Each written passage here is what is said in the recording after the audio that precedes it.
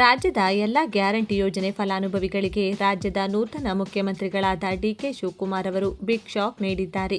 ರಾತ್ರೋರಾತ್ರಿ ಇನ್ಮುಂದೆ ಗ್ಯಾರಂಟಿ ಯೋಜನೆ ಪ್ರಯೋಜನ ಪಡೆದುಕೊಳ್ಳಲು ಎಲ್ಲ ಫಲಾನುಭವಿಗಳಿಗೆ ಈ ಕಾರ್ಡ್ ಕಡ್ಡಾಯಗೊಳಿಸಲಾಗಿದೆ.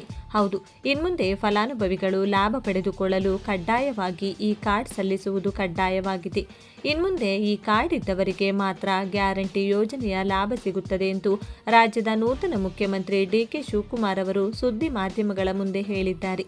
ಈಗಾಗಲೇ ರಾಜ್ಯದ ಕಾಂಗ್ರೆಸ್ ಸರ್ಕಾರ ಅಧಿಕಾರಕ್ಕೆ ಬರುವ ಮೊದಲೇ ಪಂಚ ಗ್ಯಾರಂಟಿ ಘೋಷಣೆ ಮಾಡಿ ಜನಪ್ರಿಯತೆಯನ್ನು ಪಡೆದು ಅಧಿಕಾರದ ಚುಕ್ಕಾಣಿಯನ್ನು ಹಿಡಿದು ಈಗಾಗಲೇ 3 ವರ್ಷ ಕಳೆದು ಹೋಗಿದೆ. ಈಗ ಪಂಚ ಗ್ಯಾರಂಟಿ ಯೋಜನೆ ನಿಜವಾದ ಬಡ ಕುಟುಂಬಗಳಿಗೆ ಹಾಗೂ ಫಲಾನುಭವಿಗಳಿಗೆ ಮಾತ್ರ ದೊರೆಯಬೇಕೆನ್ನುವುದು ರಾಜ್ಯ ಸರ್ಕಾರದ ಆಶಯವಾಗಿದ್ದು, ಅನೇಕ ಅನರ್ಹರು ಕೂಡ ಹಾಗೂ ಬೇರೆ ರಾಜ್ಯಗಳ ಜನರು ಹಾಗೂ ಮೃತಪಟ್ಟವರ ಹೆಸರಿನಲ್ಲಿಯೂ ಕೂಡ ಪಂಚ ಗ್ಯಾರಂಟಿ ಯೋಜನೆಗಳು ದುರ್ಬಳಕೆಯಾಗುತ್ತಿರುವುದನ್ನು ಗಮನಿಸಿದ ರಾಜ್ಯ ಸರ್ಕಾರ ಈಗ ಎಲ್ಲರಿಗೂ ಕಡ್ಡಾಯವಾಗಿ ಈ ಕಾರ್ಡ್ ಇದ್ದವರಿಗೆ ಮಾತ್ರ ಗ್ಯಾರಂಟಿ ಯೋಜನೆ ಎಂದು ಘೋಷಣೆ ಮಾಡಿದ್ದಾರೆ. ಬನ್ನಿ, ಹಾಗಿದ್ರೆ ಇನ್ಮುಂದೆ ಗ್ಯಾರಂಟಿ ಯೋಜನೆಯ ಲಾಭ ಪಡೆದುಕೊಳ್ಳಲು ಯಾವ ಕಾರಣ ಕಡ್ಡಾಯವಾಗಿ ಬೇಕೇ ಬೇಕು ಹಾಗೂ ಇನ್ಮುಂದೆ ಯಾರಿಗೆ ಗ್ಯಾರಂಟಿ ಯೋಜನೆಗಳು ಕಡಿತಗೊಳ್ಳಲಿವೆ, ಗೃಹಲಕ್ಷ್ಮಿಯರು ಬಯೋಮೆಟ್ರಿಕ್ ಅಪ್ಡೇಟ್ ಯಾವ ದಿನಾಂಕದಂದು ಮತ್ತು ಎಲ್ಲಿ ನೀಡಬೇಕು, ಗೃಹಜ್ಯೋತಿ ಯೋಜನೆಯ ಫಲಾನುಭವಿಗಳು ಕೂಡ ತಮ್ಮ ವಿದ್ಯುತ್ ಬಿಲ್ ಶೂನ್ಯಗೊಳಿಸಿಕೊಳ್ಳಲು ಮತ್ತೊಮ್ಮೆ ಎಲ್ಲಿ ನೋಂದಣಿ ಮಾಡಿಕೊಳ್ಳಬೇಕು, ಯಾವೆಲ್ಲ ದಾಖಲೆಗಳು ಇರಬೇಕು, ಈ ಎಲ್ಲ ಸಂಪೂರ್ಣ ಮಾಹಿತಿಯನ್ನ ಈ ವಿಡಿಯೋದಲ್ಲಿ ನೀಡಲಾಗಿದ್ದು ತಪ್ಪದೆ ವಿಡಿಯೋಗೆ ಒಂದು ಲೈಕ್ ಮಾಡಿ ಹಾಗೂ ಕೊನೆವರೆಗೂ ನೋಡಿ. ರಾಜ್ಯದಲ್ಲಿ ಕಾಂಗ್ರೆಸ್ ಸರ್ಕಾರ ಜಾರಿಗೆ ತಂದಿರುವ ಮಹತ್ವಾಕಾಂಕ್ಷಿ ಪಂಚ ಗ್ಯಾರಂಟಿ ಯೋಜನೆಗಳ ಲಾಭವನ್ನು ಪಡೆಯಲು ಇನ್ಮುಂದೆ ಮತದಾರರ ಗುರುತಿನ ಚೀಟಿ ಕಡ್ಡಾಯವಾಗಲಿದೆ. ಹೊರ ರಾಜ್ಯದವರಿಗೆ ಉಚಿತ ಬಸ್ ಪ್ರಯಾಣವಾಗಲಿ ಅಥವಾ ಉಚಿತ ವಿದ್ಯುತ್ ಆಗಲಿ ಸಿಗುವುದಿಲ್ಲ. ಕೇವಲ ಕರ್ನಾಟಕದಲ್ಲಿ ಮತದಾನದ ಹಕ್ಕು ಹೊಂದಿರುವ ಅರ್ಹ ಫಲಾನುಭವಿಗಳಿಗೆ ಮಾತ್ರ ಈ ಯೋಜನೆಗಳು ಸೀಮಿತ ಎಂದು ಮುಖ್ಯಮಂತ್ರಿ ಡಿಕೆ ಶಿವಕುಮಾರ್ ಸ್ಪಷ್ಟಪಡಿಸಿದ್ದಾರೆ.